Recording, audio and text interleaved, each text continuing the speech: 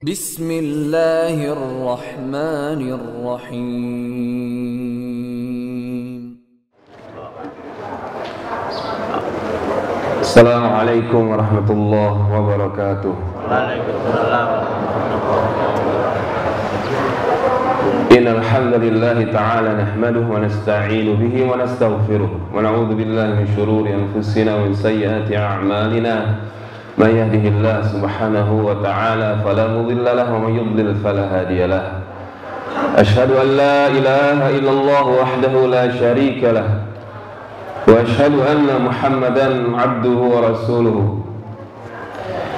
Ya ayyuhalladzina amanu ittaqullaha haqqa tuqatih wa la tamutunna illa wa antum muslimun.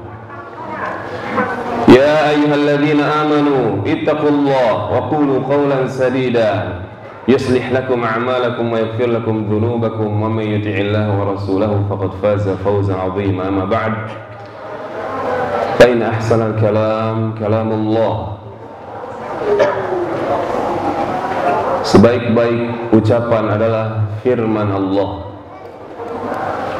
Wa khairal hadyi hadyu Muhammadin salawatullahi rabbina wa salamuhu wa barakatuh alaihi wa ala alihi wa sahbihi ajma'in.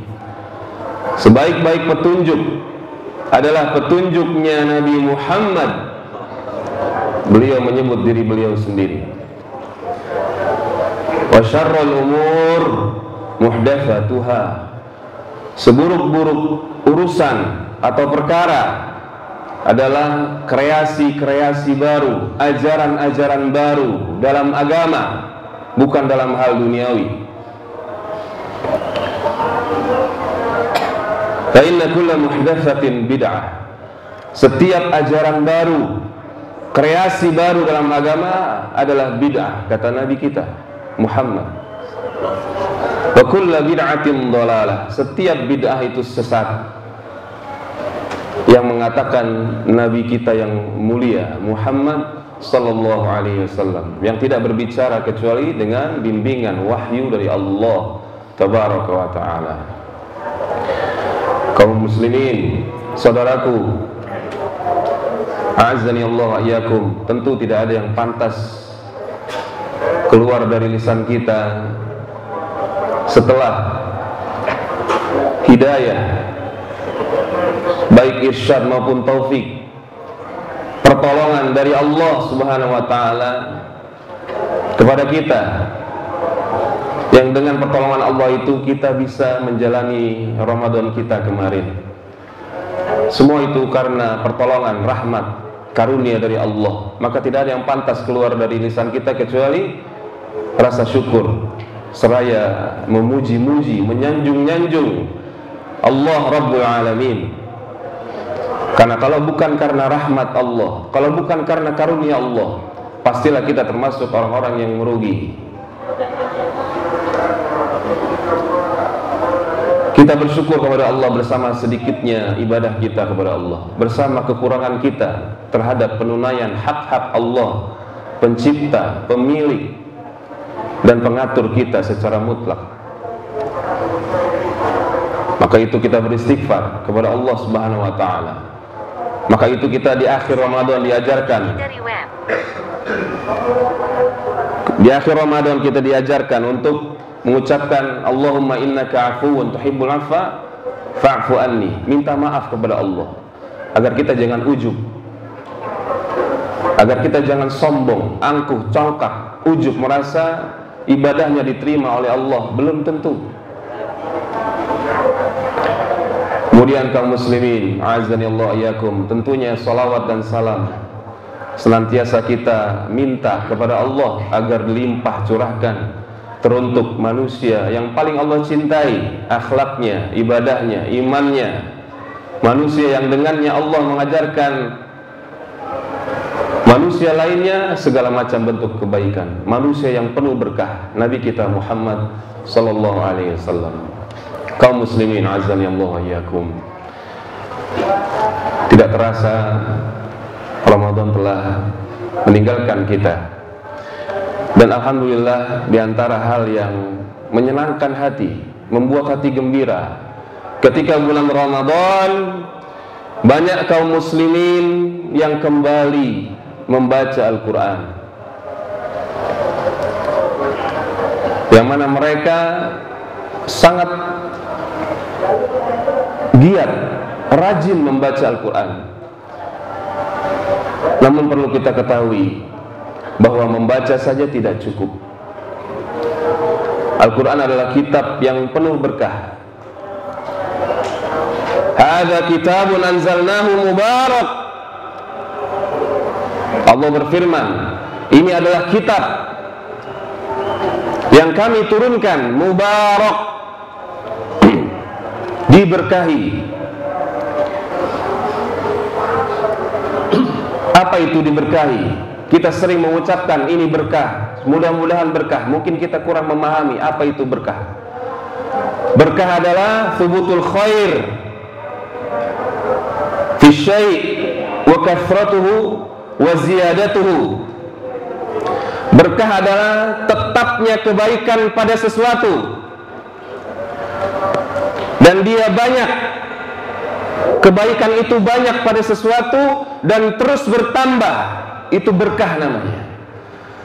Kalau Anda diberkahi di bulan Ramadan, diberikan kemampuan, taufik oleh Allah, sholat subuh berjamaah. Ketika selesai Ramadan, Anda tetap istiqomah datang ke masjid untuk sholat subuh berjamaah dan sholat-sholat wajib lainnya berjamaah, berarti Anda mendapatkan berkah. Kalau tidak, maka tidak dapat berkah. Karena berkah itu maknanya tadi, thubutul khair wa dawamuhu wa kathratuhu wa ziyadatuhu. Berkah adalah tetapnya kebaikan pada sesuatu, selalu ada pada sesuatu itu kebaikan itu, dan dia terus bertambah, dan dia banyak dan terus bertambah, itu berkah namanya.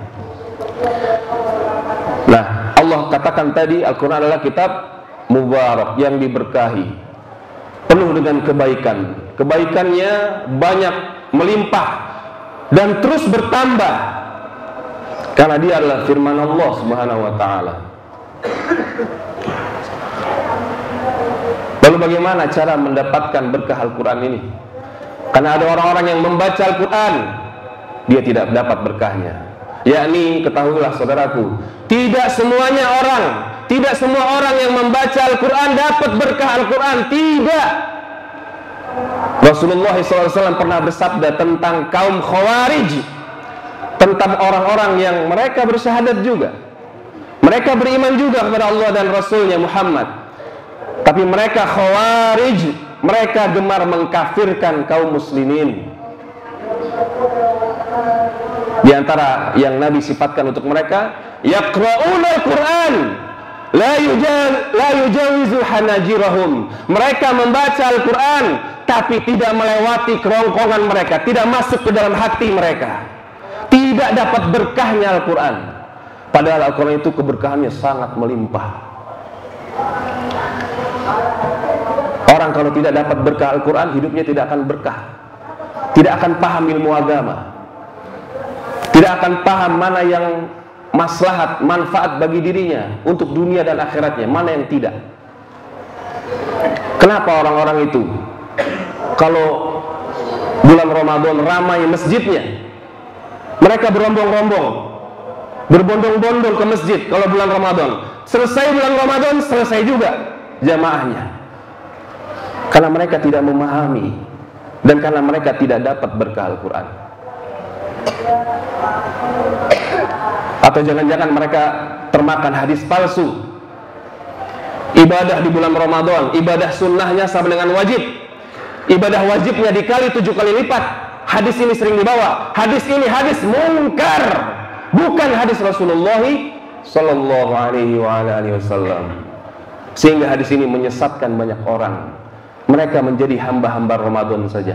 Selesai Ramadan, selesai juga sholat jamaah subuhnya, zuhurnya, asarnya, maghribnya, isanya selesai. Waliyadzubillah. Sekali lagi saudaraku kaum muslimin, musliman azani Allah wa iyyakum, Al-Quran adalah tadi kitab penuh berkah, penuh dengan kebaikan.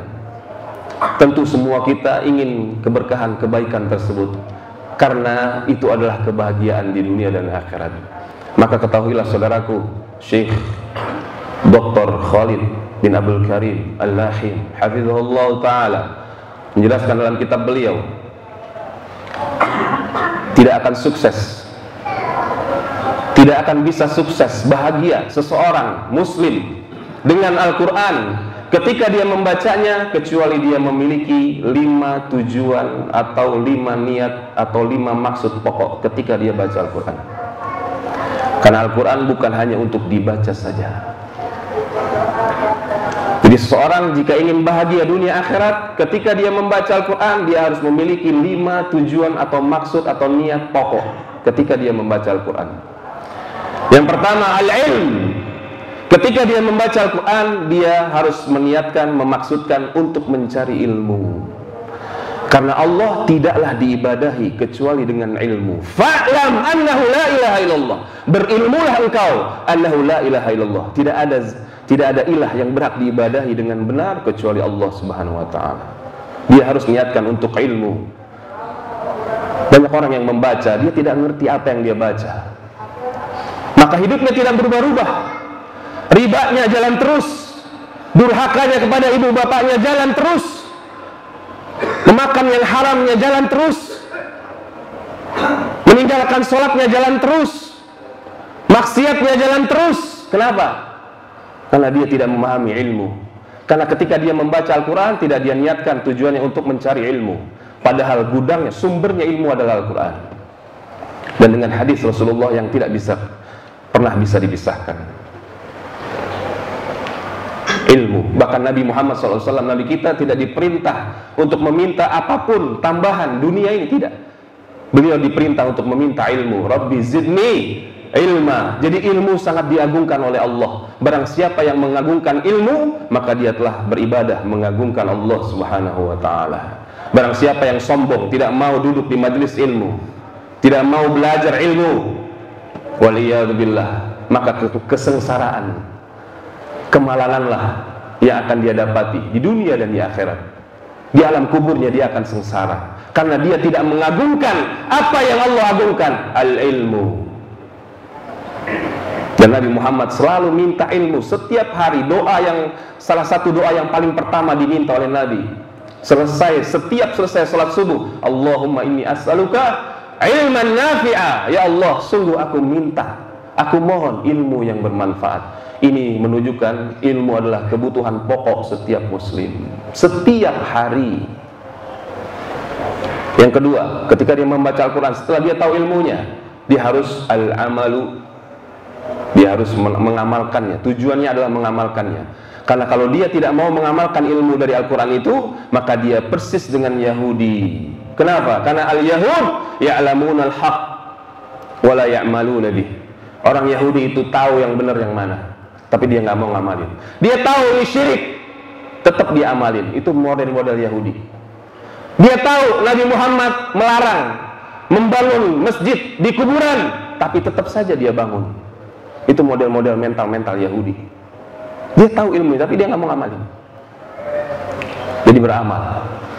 Yang ketiga, setelah dia berilmu, lalu dia amalkan untuk dirinya, hendaklah dia jadikan munajat. Dia jadikan munajatnya kepada Allah. Selalu dia baca Al-Quran itu. Karena Al-Quran itu adalah zikir yang terbaik, terafdol, yang paling dicintai oleh Allah. Karena dia adalah kalamullah, firman Allah. Dan sepakat para ulama, zikir yang paling afdol, paling baik, dan paling dicintai Allah adalah membaca Al-Quran. Jadi dia jadikan munajat untuk dia selalu mengingat aturan-aturan Allah. Maka dia harus tadi berilmu, beramal, dan dia munajat. Apa yang dia baca dia paham. Ini saya tahu, ayat yang saya baca ini tentang Allah melarang syirik, Allah melarang kita durhaka kepada ibu bapak kita, Allah melarang kita riba. Yang keempat, hendaklah dia tujuannya ketika membaca Al-Quran untuk meraih as-sawab, pahala dari Allah. Dia berharap dengan Al-Quran yang dia ilmui, amalkan, dan munajatkan selalu, dia berharap Allah memberikan pahala kepadanya, terutama pahala yang paling indah, melihat wajah Allah di surga kelak. Orang yang tidak butuh pahala, orang sombong. Orang yang mengatakan sebagaimana yang dikatakan oleh orang-orang jahil murakkab di televisi-televisi yang merusak. Siapa yang ibadah karena ingin surga, dia bukanlah orang yang ikhlas. Siapa yang ibadah karena takut neraka, maka dia bukanlah orang yang ikhlas. Maka orang yang ikhlas adalah dia semata-mata beribadah hanya mengharapkan ridho Allah. Dia tidak peduli mau dimasukkan ke neraka atau ke surga. Ini ucapan termasuk ucapan yang paling bodoh, paling jahil dan paling batil yang disebarkan oleh siaran-siaran televisi yang selalu merusak, kecuali siaran-siaran televisi yang sudah kembali mengajarkan tauhid dan sunnah tentunya. Jadi pahala, ampunan dari Allah, rahmat dari Allah, kebahagiaan dari Allah di dunia dan di akhirat, itu pahala. Kita butuh pahala di dunia dan di akhirat. Tidak bisa tidak. Siapa yang ingin bahagia, Allah lah satu-satunya pemilik kebahagiaan. Dia yang menciptakan kebahagiaan. Lalu bagaimana seseorang mencari kebahagiaan dari selain Allah, dari bukan kitab Allah? Dari mana? Tidak akan pernah bisa dapat berkahnya. Yang kelima, yang terakhir, saudaraku azani Allah iyyakum, ketika engkau membaca Al-Quran, maka niatkanlah, maksudkanlah, ketika engkau membaca firman Allah yang agung, untuk mendapatkan asy-syifa, kesembuhan. Karena memang Al-Quran itu penyembuh. Ya ayuhan nas, qad ja'atkum mau'izatun min rabbikum wa syifaa'un lima fis sudur. Syifa, obat Al-Quran itu. Obat untuk apa? Untuk penyakit syahwat dan penyakit syubhat. Penyakit itu cuma ada dua, Pak. Kaum muslimin azani Allah wa iyyakum. Penyakit itu cuma ada dua. Ima penyakit syahwat, hawa nafsu. Ini yang menghalangi orang mengikuti kebenaran. Yang kedua, penyakit syubhat, kerancuan, karena dia mendengar ilmu dari orang yang tidak layak, tidak pantas diambil ilmunya, maka dia termakan syubhat, maka tersesatlah dia, maka dia tidak akan bisa sembuh, waliyadzubillah. Nah, itu 5 tujuan maksud pokok kita membaca Al-Quran. Ini hari berbahagia, maka hendaklah kita memahami bagaimana seharusnya kita berbahagia. Jangan sampai hari bahagia ini kita justru melanggar aturan-aturan Al-Quran. Nanti selesai ini bersalam-salaman dengan wanita yang bukan muhrim, ya bukan mahram. Kalau bahasa kita muhrim, Pak, bahasa aslinya mahram, yang tidak boleh disentuh oleh kita. Di mana berkah Al-Quran kalau begitu? Kalau kita dari tahun ke tahun tidak berubah-ubah, tidak paham salaman dengan perempuan yang bukan mahram. Kalau anak-anak muda ini sepupunya, tahu sepupu? Anak om kamu, anak tante kamu itu bukan mahram, tidak boleh disalami kalau orang perempuan itu, haram. Bahkan di sebuah hadis yang dianggap hasan oleh sebagian ulama, ditusuknya kepala kita dengan jarum dari besi, di ubun-ubun ditusuk, itu lebih baik daripada dia menyentuh perempuan yang tidak halal bagi dirinya. Kalau dia paham ini, berarti dia berkah, Pak. Kalau dia tidak paham, lalu dikatakan berkah dari mana? Oh, saya membaca Al-Quran tiap tahun, saya khatam Al-Quran tidak tiap tahun, tapi tidak paham isinya. Berkah dari mana hidupnya? Kapan dia terobati dari hawa nafsunya? Kapan dia terobati, maaf, dari kebodohannya, dari kejahilannya? Al-Quran itu obat yang paling utama, adalah obat bagi kebodohan dan penyakit syahwat dan syubhat tadi. Semoga bermanfaat. Aqulu qouli hadza wa astaghfirullah li wa lakum wa lisairil muslimin min kulli dzamb. Astaghfiruh innahu huwal ghafurur rahim. Selamat hari raya Idul Fitri. Taqabbalallahu minni wa minkum. Semoga Allah menerima amal saya dan amal-amal Anda semua. Amin ya rabbal alamin. Wa sallallahu ala nabiyyina Muhammad wa ala alihi wa sahbihi ajma'in ila yaumil ma'ad. Subhanakallahumma bihamdik, asyhadu an la ilaha illa anta, astaghfiruka wa atubu ilaik. Wassalamu alaikum warahmatullahi wabarakatuh.